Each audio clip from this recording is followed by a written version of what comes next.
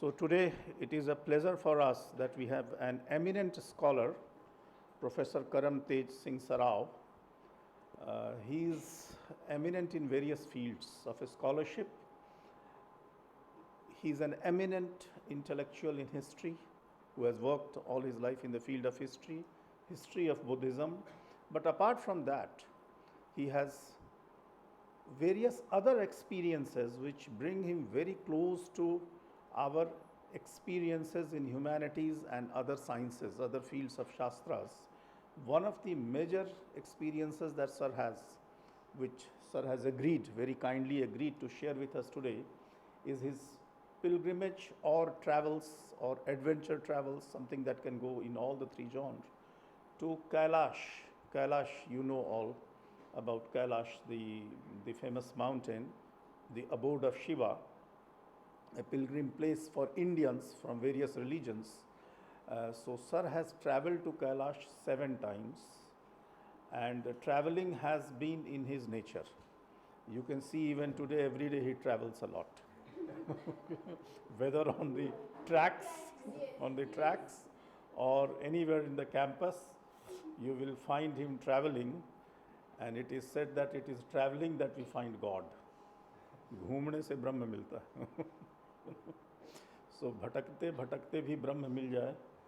So in that sense, Sir has traveled from England to India on foot, and these experiences have already been jotted down by Sir. Sir has presented to us various facets of such experiences. So Sir, we are very grateful that you have agreed at a very short notice. I did not had time to request you and give you enough time, but we are very grateful that you have agreed.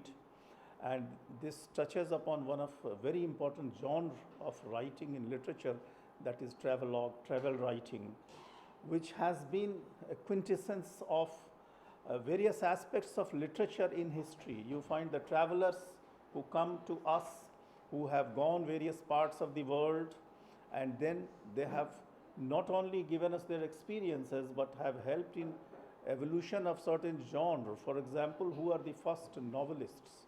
The novel writing you would have done in fiction, that comes actually from the chroniclers, those who wrote chronicles.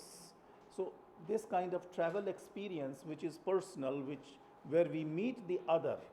So self and the other, the whole debate in travel writing, and the experiences of various types, whether it is adventure, whether it is understanding nature and natural forces in various contexts, where we meet nature, where we meet the other, the human other, as well as an expansion of the self and various aspects of that. So we deal with such human emotions in this kind of writing. And Sir is a very well-known figure amongst us who can share his experiences and enlighten us about his travel writings and his travelogues in general, his experiences of various types of exaltation of the self while meeting the other. Thank you, sir. We are grateful, sir. So we will put it for you, sir. Pilgrimage to Kailāśa and Mansarovar. Those of you who are familiar with Kailāśa and Mansarovar, it's like literally like Vatican for the Christians and Makkah Medina for the Muslims. A very, very kind of ultimate sort of holy place, which every Indian would like to go. But it's considered as one of the most difficult places to approach. Now, of course, various kinds of arrangements have been made by the Indian government and the Chinese government, which is in control of Tibet. And so you can actually literally reach Kailāśa by car.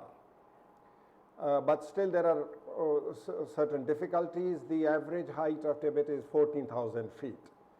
So if you are not careful, you could suddenly get attack of this high altitude sickness. And there is no cure for high altitude sickness. If you get attacked, the only solution is to come down to lower heights. That is, you come back to India or go to maybe some place in Nepal, otherwise you will die. And a lot of people die actually. Or every time I went to Kailāśa, people died in my group. But now I'm talking about 25 or so years ago. Now things have become far easier. You have insurance, you have helicopter service. If you fall sick, you have insurance. They will just fly you down to Kathmandu, and then you can just save yourself. But when I went there, there was hardly any facility available. Let's say the major route, most important route that the Indian pilgrims take, which is arranged by the government of India. We have a treaty with the Chinese government. Under this treaty, government of India sends about 16, 17 batches of Indian pilgrims to Kailāśa. And on the Indian side, the Indian government takes care of everything, security, food, and other stuff. On the Chinese side, the Chinese government takes care. But in those days, such facilities were not generally available to the extent that you could, even when, I'm not very religious. When I went, it was more like an adventure kind of trip, and even I, despite all the experience of traveling and trekking, I found it pretty difficult in certain ways. Anyway, so it is a sort of very, very important place for Indians. Now, but why would people go on pilgrimage? Once I went there, then I got interested in kind of doing some research on this subject, and I read about pilgrimage in Islam and Christianity. And you see that Muslims, for example, from all over the world going on Hajj is very, very important for Muslims. Every Muslim would at least like to go once on Hajj to Makkah, Medina. And now in modern times, of course, all kinds of facilities are available, but when you look at the medieval period, Muslims also would undergo all kinds of difficulties to travel through Makkah, Medina, and the Christians. It is most amazing to see the medieval ancient period, Christians from as far as Portugal and Spain would walk all the way to Jerusalem. And interestingly, all these traditions of pilgrimage believe that the merit that you earn is directly proportional to the distance and difficulties that you face. More distance, more difficulties, more merit that you earn in pilgrimage. And so these Christians imagine traveling from Portugal to Jerusalem, carrying heavy loads on their backs, not taking a shower, not staying at one place for more than 3 days, not combing their hair, and just imagine how difficult it could have been in those days with all kinds of bandits and lawlessness, and large number of people would die in the process of doing their trip to this holy place. And also same thing with the Indians. It's not only Kailāśa, there are quite a few places in Central Asia which were considered holy by the Indians, and Indians would take all the risk of traveling to such distant places. Kailāśa particularly is difficult because of the extremely difficult terrain, the Himalayas. You have to cross the entire Himalayas. The land on the Indian side is very soft, so you have lot of landslides. Every time I went, I could see landslides. Once I had such a narrow escape, only by few feet, the whole mountain collapsed literally in front of us, and then we were stuck, and the military, of course, came and rescued us. So, and high altitude, because breathing becomes extremely difficult, and if you're not careful, you could get high altitude sickness, as I said, and then that is the end. And but why do people go on pilgrimage? Indians, for example, for Indians, going to a tirtha, holy spot, it's a sort of devotional act of journey. It's devotion to earn merit, and it's a kind of transaction you have with somebody. You do this act and you earn merit, which sort of helps you in your next birth and also in this birth.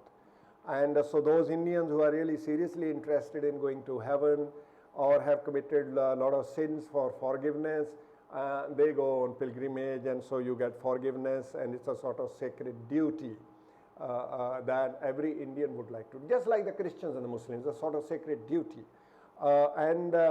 Kailash is very interestingly different from other holy places of other religions. Kailash is holy to 5 different religious traditions. The Indic Dharma tradition, which consists of Buddhists, Jains, Hindus and Sikhs, all of them consider this place holy. Their holy saints of all these 4 faiths have been there. Buddha, for example, when we read in the holy canon of Buddhism, the legend is that every day after lunch, Buddha would go to Kailāśa Mansarovar and have a dip in the holy Mansarovar. Buddha's mother, before she conceived him, actually took a dip in Mansarovar, you know, that kind of stuff in Buddhism. And apart from these 4 Indian religious traditions, you have the Bonpas, the local tradition of the Tibetans. They also consider this place as very holy. They call Kailash as Gang Rinpoche, snow Rinpoche. But they do the circumambulation anti-clock. Indians do clockwise, but the Bonpas do anti-clock. And so when you are taking the round of Kailash, and you see some people coming from the other side the wrong way.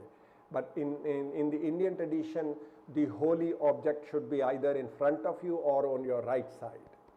Otherwise, it is not a good thing. For example, I take rounds almost every day, 25 rounds of the ground. I do it anti-clock, because in Olympics you do it anti-clock.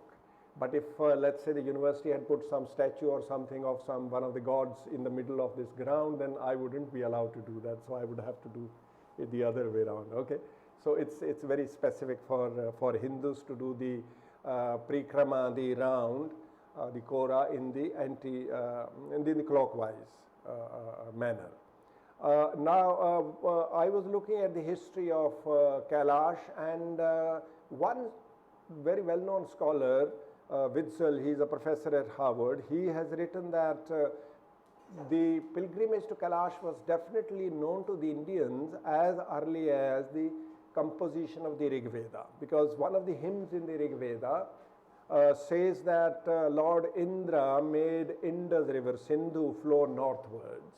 The only place where river Indus flows northwards is near Kailash. So he says that possibly Kailash was known to the Indians during the Rig Vedic period, or maybe even prior to that. Indus civilization, what we call is Sindhu Saraswati civilization, also had big tanks of water. Some scholars have speculated that perhaps these tanks are indicative of the fact that water was considered as kind of having quality of purification. Not only physical purification, but spiritual purification also. So maybe pilgrimage was perhaps popular as early as the Sindhu Saraswati civilization itself. And so a holy spot is a spot which has been kind of made holy by some of these saints, holy persons in the tradition, who have visited those places or have stayed there and have left their spiritual powers over there. So when you go to visit this place, holy place, you get a share in that spiritual power. So the holy powers of those holy people are there, and so you go to get a share in that kind of spirituality. And these Tirath means a ford. So literally, if you look at the definition from a religious perspective, a ford is a kind of door between this world, samsara, and the world of the gods, heaven. It's a door, and those holy people, those great devatas and those deities cross into the samsara through this door and come this side. And we can travel through that door if we do good karma, earn merit through that door towards heaven. So it is the door between heaven and this world that opens at a ford. This is the way in the Indic tradition, Indians look at it. So a ford between this world and the other world. One Chinese scholar who has done some work on Kailash, he says, these holy places are kind of sin-destroying localities. So your sins get destroyed when you visit one of these holy places on pilgrimage. And you have some very interesting writings on places like Kailāśa by some very well-known scholars who spent, some of them spent a lifetime only working on places like Kailāśa and Mansarovar. For example, Parnavananda. Parnavananda was so much interested in Kailāśa Mansarovar, he gave up his job and he spent his whole life in Kailāśa Mansarovar. He simply stayed there, he never came back. Parnavananda took 47 rounds of Kailāśa and I think 50 some rounds of Mansarovar, and he became known as a local Vaisajya Guru, medicinal Buddha for the Tibetans, and he was so familiar with the local herbs and other stuff, so the Tibetans worshipped him like a kind of modern Buddha, living Buddha. So Parnavananda has written a lot, very interesting stuff on Kailāśa and Mansarovar. So he says Atirtha is a kind of place which like magnet has attracted, sort of has a field, like a magnet has a magnetic field, and so Atirtha has a sort of magnetic field of spirituality around it. So whoever goes there gets affected by it and gets a share in this. And so in the Indian tradition, what exactly, what is the best way to do pilgrimage? And how do you earn merit? And what is the quantity and the quality of the merit? One, as I said, is the distance and the time, how much distance you cover and how much time it takes. That is considered very important. So the tirthas that are very remote, very difficult to reach, visiting those tirthas earns you more merit. The other is obstacles. The more obstacles and difficulties that you have on the way, they also increase the merit that you earn.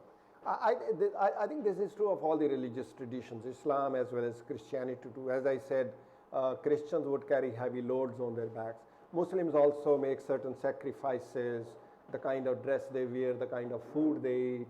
And so in all traditions, obstacles and difficulties also add to the merit that you earn. And so not only natural hardships, obstacles, but even man-made obstacles could kind of add to the merit. So man-made in the sense, for example, I saw the devout pilgrims who traveled with me. As I said, I'm not really very devout as such, but I'm just careful not to antagonize anybody that this person is kind of come here as to have fun or stuff like that. So, but I saw some of the pilgrims every time I went who were very devout, and so for example they would never ever have any association with any kind of non-vegetarian food, no garlic, onions, that kind of stuff, and they must take a shower in cold water, freezing water in the morning. Trust me, it is so very cold, it's so cold. It snows sometimes in summer over there. You see these poor Indians taking bath in freezing cold water. It is terrible. But they would do it. They get up at 4 o'clock in the morning because early hours of the morning are kind of that kind of divine period time, and they would devote sufficient time in reading from the holy book, that recitation, and then taking a bath in very, very cold. I don't know why cold water, not warm, hot water. Hot water is available at some of the places, but they would refuse. They will take a bath only in cold water. Very interesting. And then fasting, all kinds of such very strict discipline these devout pilgrims follow. And then the mode of transport. If you travel on an animal, then it is not considered very good way of doing pilgrimage. You have to share the merit with the animal, number one. Number two, it itself is a bad idea because animal suffers when you ride an animal. So able-bodied humans normally avoid riding an animal. And so it is better walking. And if you're walking straight, you earn more merit than riding an animal, but if you're walking backwards, you earn more than a person who is walking straight. If you're doing front rolls, you earn even more merit than a person who is walking backwards or sideways. So you see people doing all kinds of things, walking backwards, doing front rolls, doing sashtang dand pradakshina, measuring the entire route with your body. And so all kinds of things you see. So the difficulties you face, the distance that you have, all kinds of stuff sort of adds to the merit. More difficult, more dangerous, better from that perspective. And Sven Hedin, who was a very, very famous traveler, I'm really in love with this fellow. You read his writings, it's most impressive, most impressive. I don't think there was anybody who had traveled better than Sven Hedin. The only mistake he made was he became a very good friend of Hitler, and then nobody wants to talk about him. But if you get access to any of his writings, you will be most impressed. Sven Hedin met one group, I think they were coming from Sri Lanka, traveling all the way to Kailāśa, and they were returning, and they had taken 2 years to travel. Imagine, just walking all the way from Sri Lanka to Kailāśa and then going back. And within Tibet, every Tibetan, till very recent times, would travel with their animals, yaks, and whatever kind of sheep, goats they had. The whole family would travel with a tent, and they would stop, stay in the tent, and then move on. On the way, they would find spouses for their children, do business, and do pilgrimage, and then come back. And the whole nation of Tibet was kind of travelers, pilgrims. Chinese had very difficult time in stopping them from doing this kind of thing, because the Chinese communists thought it was wasteful and stupid. But even now, a lot of Tibetans, even now they do it. And so in terms of food and dress and daily recitation, all kinds of things sort of are important in pilgrimage, as to how you behave, how you dress up, how you eat, so on and so forth. And now when you reach the holy spot, what exactly do you do? For example, if you see in India the Buddhists, all these holy places of the Buddhists, they do not really have a holy pond. If they have a holy pond, nobody takes a shower. I have spent quite a bit of time at Bodh Gaya, the holiest shrine of the Buddhists. Nobody takes a dip in the holy water there. They only do the darshan, the visual experience. Visually they see the deity, and then they do the circumambulation. So in the Tibetan tradition and the Indian Buddhist tradition, circumambulation is the most important, central. For the Hindus, it is the visual darshan, the holy view of the deity, I think is the most important. Remember this, that at least half of the pilgrims who manage to reach Kailāśa are not able to do the circumambulation, the parikrama. It is 53 kilometers in the case of Kailāśa and 93 kilometers in the case of Mansarovar. Not easy for most people, especially at a high altitude. In the case of Kailāśa, you have to cross one pass which is 19,500 feet high. And it is very, very difficult for most people. So for Hindus, the holy view of the deity is kind of, the pilgrimage is considered completed if you are able to visually see, have a holy view of the Kailāśa is enough. But if you can do the circumambulation, then it is plus furthermore. So for Indians, it is the view and the circumambulation and also dip in the holy water. So you have two holy lakes. One is Mansarovar, which is about 35 kilometers from Kailāśa, and the other one is Gauri Kund, which was specifically made by, according to the legend, by Lord Shiva for his wife, Gauri.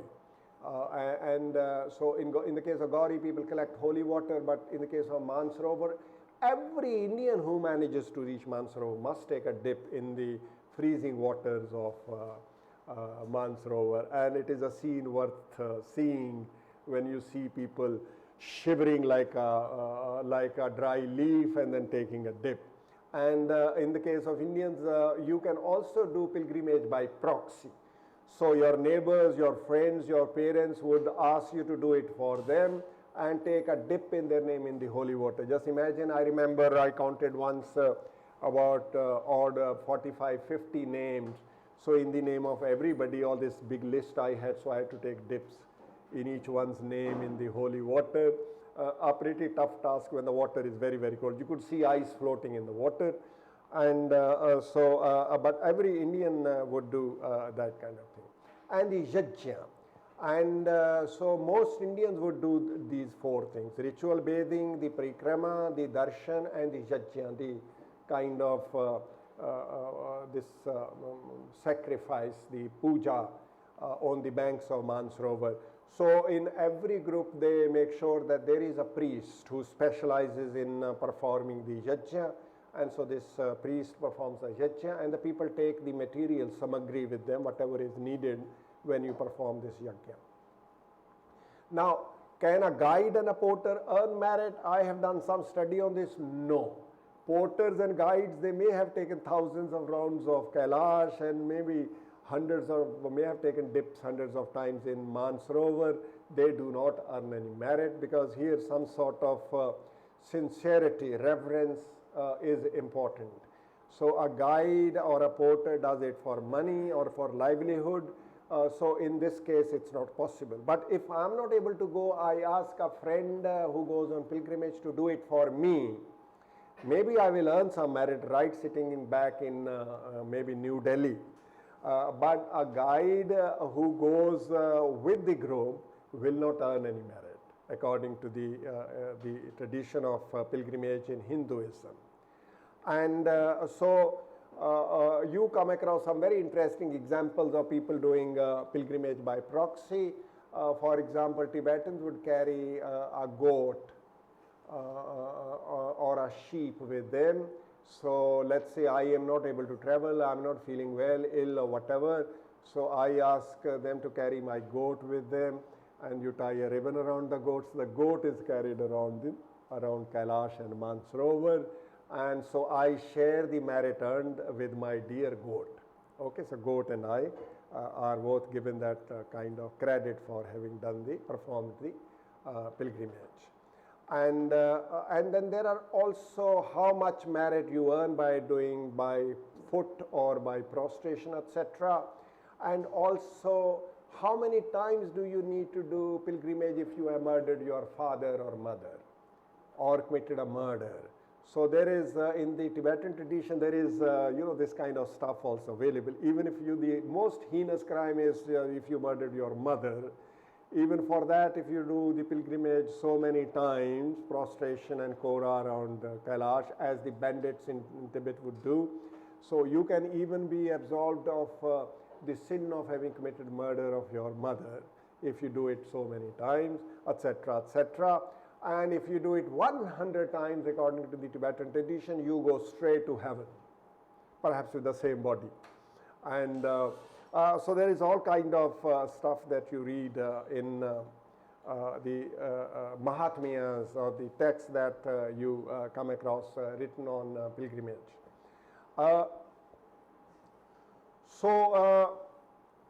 People not only that they do it for earning merit, people also do it for various other reasons. For example, to repent. If you had done something wrong, as I said, you go for forgiveness or for thanks. You pray that if I become a member of parliament or something like that, or become a professor, I will go on pilgrimage to Kailāśa, and people do that. And also for various kinds of other very strange reasons. I remember there was one very good, he's a very good friend of mine now, a doctor from Mumbai. He was with me after that, we became very good friends, and Dr. Patil, I asked, I was interviewing people, why have you come on pilgrimage? So Patil said, I have come here that my business is not doing very well in my village, small town actually, so I want my business to flourish. So I said, so you mean more and more people should fall ill in your village? Obviously your business will increase only if more people fall ill. He said, exactly. So I want everybody should fall sick in my village, my business will sort of increase.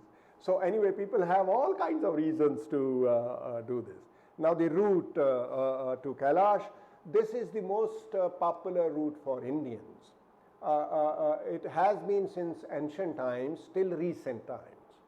You go from Delhi directly to travel straight towards north, go to Almora, and from Almora you go to Dharchula, and from Dharchula you start, in those days, you start trekking few kilometers from Dharchula and you walk all the way to the border.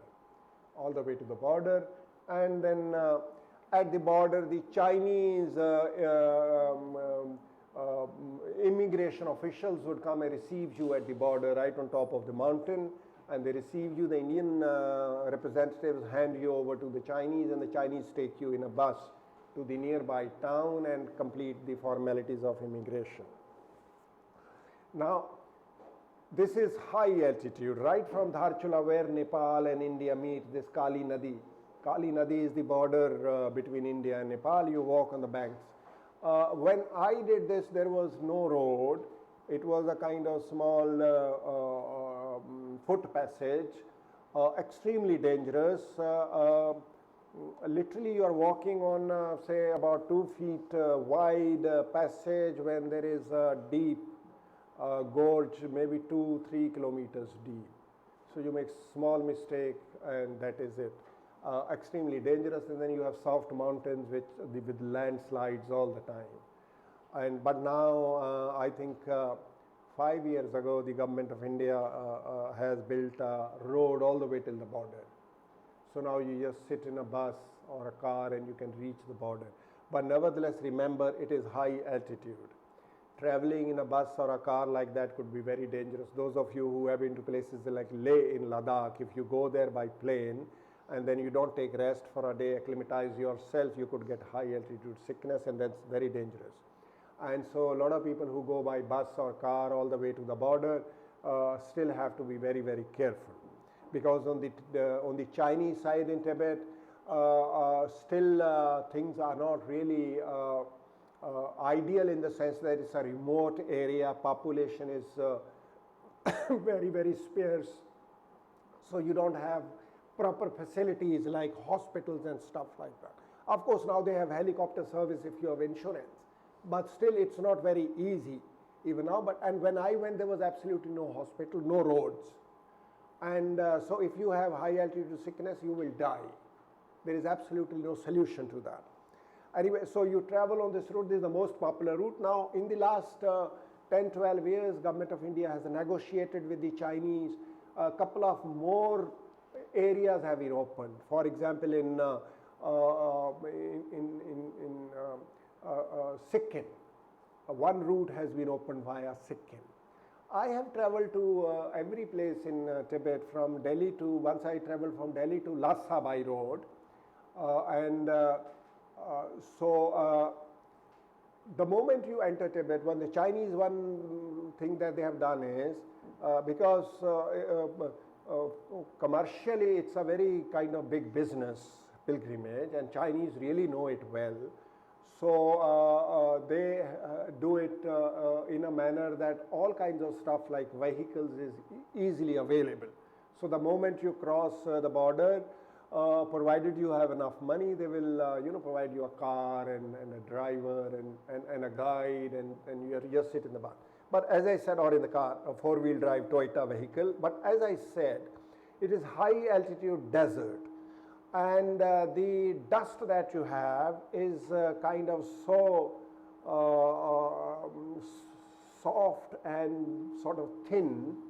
No matter how careful you are with your mask and stuff like that, it gets into your nose and eyes.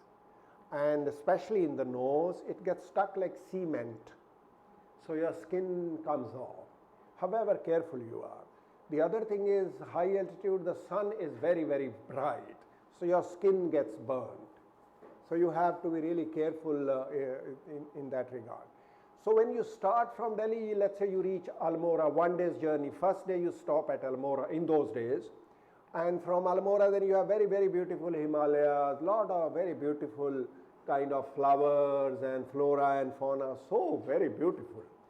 And as you go about it, things you have never seen, this kind of flowers and plants and stuff like that. And the first interesting experience that I had was a temple few kilometers after Almora, After first day's journey, as you start on your second day journey in the morning, few kilometers from Nora, you come to a temple called Golu Devata's temple. Golu is one of the names of Lord Shiva, and this is a small place called Chitui. Here there is a temple. You write a letter or you go there, write on a piece of paper your wish, and if your wish is fulfilled, you tie a bell in that temple, Golu temple. And I had the opportunity of reading some of the requests made by people. This was a letter written by one girl. She was in love with a boy somewhere near Agra, and she writes in her letter that if her husband dies, she was already married, she will be very happy if her husband dies so that she can marry her boyfriend, etc., etc. All kinds of very interesting. If I get into the civil services, I will do this. And if my girlfriend's father dies, and so that I can marry her, I will be very grateful, Lord Golu, please do that, etc. And so you see thousands and thousands of letters written, and most interestingly, thousands and thousands of bells that have been tied by people whose wishes were fulfilled. So this was one very interesting thing. And by the way, this area is a notified area. Foreigners are not allowed to enter this area. Even Indians cannot enter that area. You need permission. So this kind of certificate you need from the local magistrate to enter that area. But it's easily available to Indians. Foreigners cannot even go in that area. So that was one very good thing for me as a writer, because foreigners who write perhaps better books than me did not have the access to reach that area. So I had the privilege of being the only kind of author to write a book. Don't take me very seriously, but it's true. So as you keep traveling towards the border, land becomes drier and drier, and flora, fauna kind of becomes sparse and sparse, and this is very close to the border. So this kind of stuff, everywhere. So walking is not really very easy, very difficult. A day before you cross into Tibet, you see the Om Pravat. This letter Om, it is naturally formed on top of this mountain. So it's a kind of very holy thing for Indians. From a distance about 10-12 kilometers, you see this Om naturally formed on top of the mountain. So Indians kind of are very happy to see. If the weather is very clear, Indians are really, really, really happy. They go crazy when they see this. Most wonderful experience. Now the circumambulation of Kailāśa. So it is like this. You start from this bottom, a place called Tarchen, and clockwise. You reach a place called Tarboche. The second one, it is in Indians called it Yamdavar. So there is a kind of gate. I'll show you the picture. You cross through this gate from Sansara to heaven. So you have all kinds of stuff there, and Tibetans also have different names, and they have different meanings for them. So you do this circumambulation over 3 days. If you go as part of the pilgrimage organized by the Government of India. By the way, Government of India every year invites applications from Indians, Ministry of External Affairs, and then they do the selection basically by computer. And those people who are lucky to get selected, then the Government of India makes arrangements for them. You just make a payment and Government of India makes arrangements. And if you are lucky to be a person from Gujarat or from Delhi, my days Delhi too, they will fund your pilgrimage.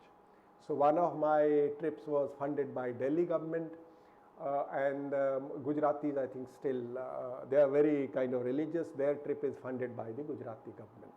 But anyway, so this travel of 4 days, very well organized. You reach Darchen. First day you stay in Derapuk on the other side of Kailāśa. Third day you stay on the right side over there in Zutulfuk. And then the third day you come back to Tarchen. This is 3-day pilgrimage travel of 53 kilometers that you do. But then there are two places next to Kailāśa, very important gompas. The Jainas call it Ashtapad, if you want to go there, you have to make sort of your own arrangements. Also, you have to remember this, that there is another passage, do the round of Kailāśa by just next to the Kailāśa, only about maybe 8 or 10 kilometers. This is called inner pilgrimage, inner Kora, but you can only do this if you have done 13 times the outer pilgrimage. But because my first pilgrimage was during the Kumbh, which is the equivalent of 12 rounds, more merit. So when I went third time, I thought I could do the inner one also. So the inner one I had to do it all by myself, all alone, and that was a bit risky because it is so very inaccessible. There is nobody, so if you get into trouble, then there is nobody to help you. And so the officials who were there with us, they gave me a warning. They said, you're doing it on your own, at your own risk, and I have to give them in writing because it's really very dangerous.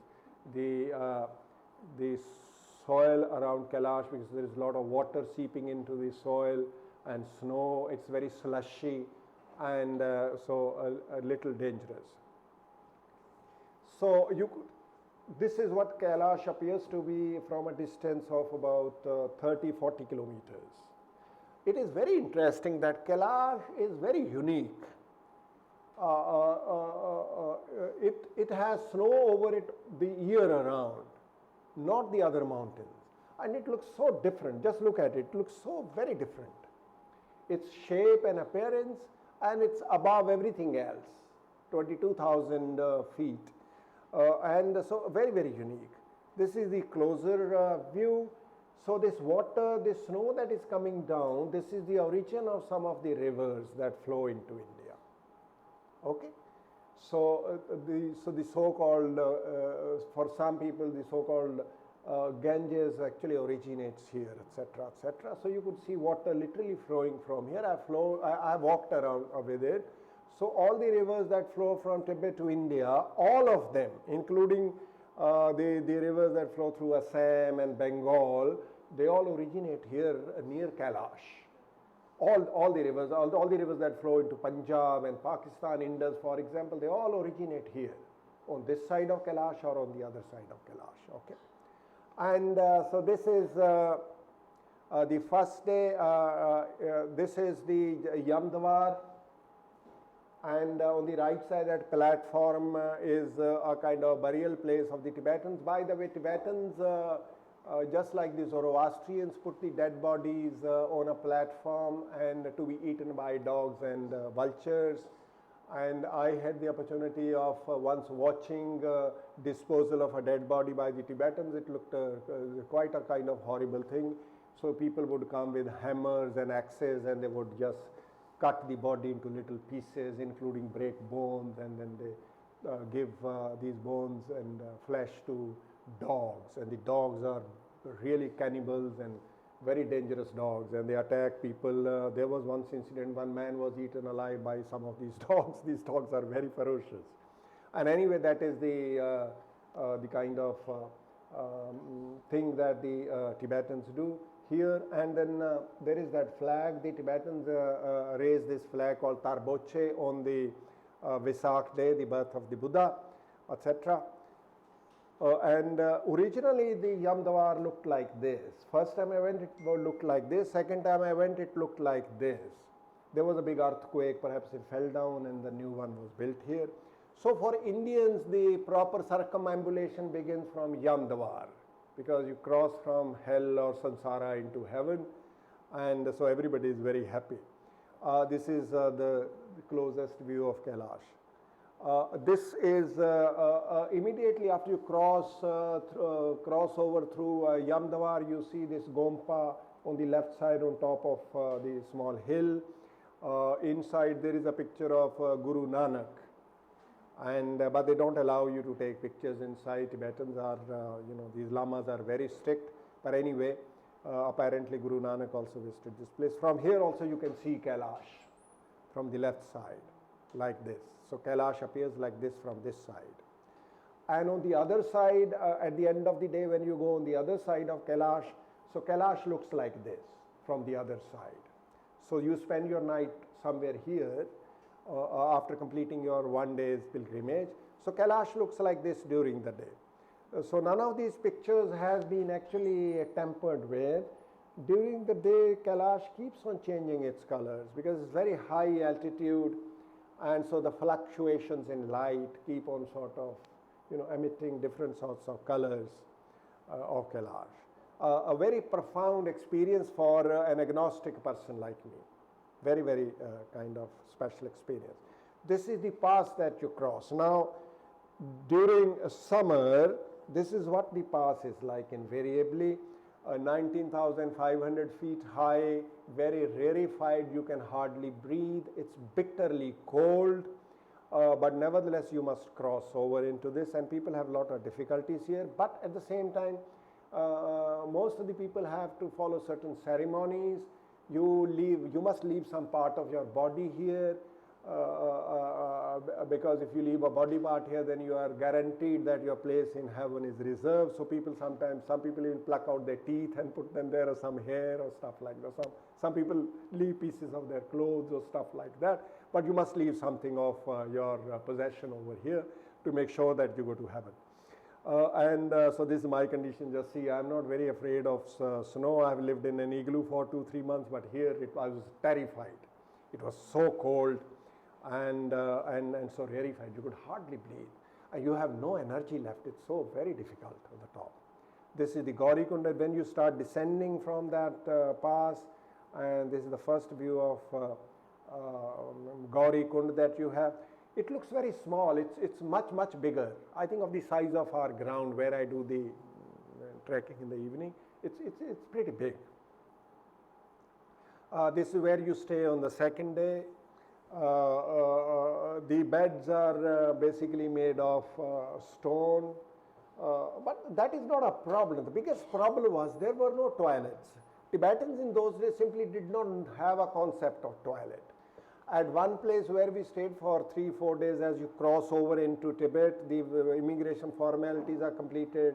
You buy stuff like bottles for holy water, etc. You stay there for a couple of days, and over there what they had done was one room, the size of the rooms of professors you've seen, and they make a hole in the roof. So you just sit there and use it as toilet. And so inside you have a big heap of dry human excreta. That was the best toilet you could imagine. Otherwise it is even much worse, trust me. In those days, terrible experience. And in Darchen, I realized I was sleeping on a bed of stone like this table, and underneath there was about 10 kilos of human excreta underneath, and it was so bitterly cold. I mean, you don't have the time and the patience to sort of say, okay, it is there. You have no choice, you have to just sleep. But now apparently in the last couple of years, the Chinese have built all kinds of better facilities. This is when you go for the inner Kora, closer to Kailāśa. This is one of the Gompas, which the Jainas call Ashtapad. And so you see this kind of landscape around Kailāśa. And Tibetans put stones over each other. Every time somebody comes, puts a stone on top, another one on top. So making this kind of heaps, cairns of stone is considered holy by the Tibetans.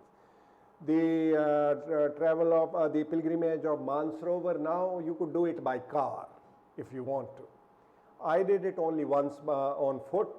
It's very easy, it is plain, though it's 14 feet above sea level, but it's plain, so you can just walk around. And by the time you reach Mansarovar, you are acclimatized. So it was a pleasure doing 93 kilometer circumambulation of Mansarovar. But most people are very lazy. Indians are particularly very lazy, and they just do it by car. And they spend 3 days around it. Why do they spend it 3 days around? The Indian government divides the pilgrims into 2 groups. One group goes for circumambulation of Kailāśa, the other group goes for Mansarovar. So they do it in 3 days, they do it in 3 days, then they just swap places, and then again 3 days, and then they come back. Okay, so your total spend 6 days. So Mansarovar otherwise very beautiful. The water is so very nice, it's fantastic, it's so kind of clean. I've never seen cleaner water than that. It's very, very beautiful. And here, and very funny, as I said, I'm not very religious, but every time I went, all the 7 times, I saw these 2 birds together here. Very strange. And this kind of view you have at night, the whole thing is so very fantastic. And the yajna, so this Brahman from possibly Professor Shant Mishra's village, he was he was from your area, very nice, wonderful Pandit. So he performed the yajna for us on the banks of Mansarovar. For Indians, it's very special, very, very special. And Tibetans, as I said, they are not interested in taking a shower. Tibetans hate taking a shower, and the funniest part was I asked some of these Tibetans, for example, I asked one of these guys, when was the last time you took a bath? He said 6 months ago. And it's very normal, there's really smell.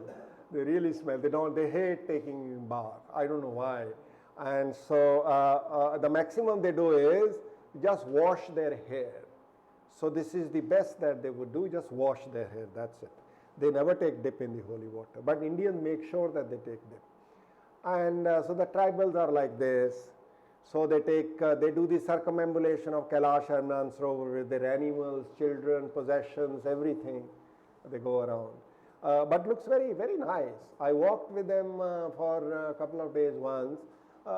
Very unique, very special, very carefree, very beautiful. So I feel very sorry for them that the Chinese have done what they have done to them. So this was a very unique way of life, free, no property, no big possessions, and no quarrels, nothing. And so people are living carefree under the sky. They have just tents, and they pitch their tents wherever they go. And the whole sky, whole earth was kind of open to them. But the Chinese, then they started permits and internal visas and stuff like that. So I think a very sad thing that happened to these people. So this kind of landscape. The biggest town is a military cantonment on the banks of Mansarovar, Horechu. Here these are all buildings of the military. The population is very, very sparse. Normally you would see a village of 4 or 5 houses, that's all. Hardly any people in that area. So the whole thing looks like this. So here when you cross the border into Tibet, this is the biggest town in western Tibet. Taklakot, Pulang, and this is the biggest market, the mall of that area, and so you can buy your little things that you want, and then go further on. So this is the kind of landscape that you see, the wild horses, Kiang, and the tribals like this. But this is a picture from the Nepalese side. Once I went and entered Tibet via Nepal. It's immediately after you cross into Tibet. That area is little developed, so you have people like this in that area, the ladies like this or like this. Otherwise, this is a highway that connected the capital Lhasa to the north of Pakistan, Xinjiang. So this kind of highway. So wasn't much developed. And Tibetans believe that if they tie the heads of animals on bridges and roads and highways, then it is very safe. So you will see a typical Tibetan household at the door, front door, they would hang the head of a goat or stuff like that. So it might look pretty horrible to people, but it's very normal for the Tibetans. And so these horns of the yaks and other animals, and on them they write their holy mantra, Om Mani Padme Hum. So on the horns, on stones, and all kinds of things they write. And at some places like this, it looks very, very beautiful. So they take a lot of time and energy to make this kind of stuff. The final thing that you generally do in Tibet on the last day is a temple. When you cross back into India, they generally take you to this temple called Khojarnath or Khorchak. Indians believe that this is Lord Rama, Sita, and Lakshman. These are the 3 bodhisattvas, Vajrapani, etc. For the Tibetans, for the Indians, these are Lord Rama, Lakshman, and Rama's wife Sita. So with this, your pilgrimage actually ends in Tibet. Thank you so much. So sir, as you said that most of the Tibetans there, they do not take bath. Is it because of the climate, sir? You simply do not have trees. And just imagine the kind of life people have to live. And though plentiful of water is available, but it is generally in the form of snow and ice. And not much in terms of fuel. They use the dung of the yaks and goats, but for cooking their food, etc. I'm talking about that period. Now maybe they have gas connections or whatever. Tibetans are very smart now. They're doing a lot of sort of development there. But when I visited, there was nothing of that sort. And so traditional Tibetans, obviously, it would be very, very difficult to manage to have a bath with hot water or warm water. Almost impossible to manage that kind of stuff. So that must be the reason. I remember one of my relatives, he spent 2 or 3 months in the hospital. He wasn't allowed to take bath. So we used to use wet cloth to sort of clean his body. So maybe you're right, maybe they used wet cloth to sort of wipe their bodies. But I think it was very normal for people not to take bath for maybe 4, 5, 6 months. Yeah. Sir जैसे ही आपने वो सब कुछ explain किया तो हमें लगा हम भी उस जर्नी में चले गए मतलब जैसे हमें लग रहा है कि हम भी उस रास्ते को पार कर रहे हैं और एकदम नीचे गिर जाएंगे और एकदम चल रहे हैं हमारी भी स्किन जल रही है मतलब बहुत एकदम बढ़िया था तो इतनी सारी डिफ़िकल्टीज़ जैसे आपने पार की और जब आपने पहली बार कैलाश पर्वत को देखा तो मतलब क्या फीलिंग थी आपकी? As I said, of course, it was kind of, I'm not a very religious person, it was kind of very profound sort of thing. It was so very new because the atmosphere is very rarefied, it's so very high altitude. Stars look bigger and nights are different, days are different. Everything looks so very different. And because it is rarefied, you feel little intoxicated. So in that sense also it's a kind of very interesting sort of experience, you could call it spiritual. It's a very sort of very special thing. And so I had seen certain documentaries on Moon and Mars. It just looks like that. It's so very different, extremely different. Yeah. First of all, sir, it was very interesting. And since you said that there are so much risks in this travel, and if someone plans like we student or anyone who wants to go in the present time, the amount of money one needs in hand to be in such a journey comfortably with some reserves, and what are the precautions that one pre-hand precautions that one need to take in such a journey? That in terms of expenses, the last time I went, it was around, I paid 50,000 rupees cash plus my own expenses here and there. In the modern times, today perhaps it would come to 150,000 to 200,000 rupees, I think. If you go through Government of India, it would be little less, I think, because Government of India generally subsidizes and negotiates with all the parties. If you go privately via Nepal, then maybe about 200,000 rupees. But going via Nepal is very comfortable. Now they have apparently built all kinds of facilities. They carry one box with them. I'm forgetting the name of this box. If you have high altitude sickness, they put you in that box, close it and release oxygen into it, something like that. So the Nepalese and the Chinese have various kinds of facilities. So it's not really very risky. And let me tell you this, that pilgrimage to Kailash, when you look at international hardcore travelers, is nothing. It is very easy. It is not that difficult. Trust me, my most difficult travel was from Morocco via Western Sahara towards Timbuktu. Most dangerous because Ansar-e-Din are in control, Islamic State. They'll simply catch you, they will strip you, they see you are not circumcised, they'll just kill you. They are very, very strict. And 5, 6 days ago, some Indians were kidnapped in near Timbuktu. They had gone there to do some job for the government. So that, I think, was the most dangerous area. And you would see some young men and women from North America, South America, and Europe who take all kinds of risk. And so just imagine when you know if you get caught, they'll kill you. trust me, hundreds of these white boys and girls still try to go to Timbuktu. Or you know the stories in Afghanistan and in Iraq and in Syria, Islamic State stuff. People, young boys and girls traveling there to just see what it is like. A lot of people lose their lives. So there are a lot of people who have a lot of guts. So my trip was absolutely nothing. So there are some really, really kind of tough things that people do. And there for 7 times, right? Yeah. What made you keep going back there besides its beauty? I mean, there must be something. Yeah, very good question. Well, one was I literally fell in love with that place. It's so unique, it's so very different.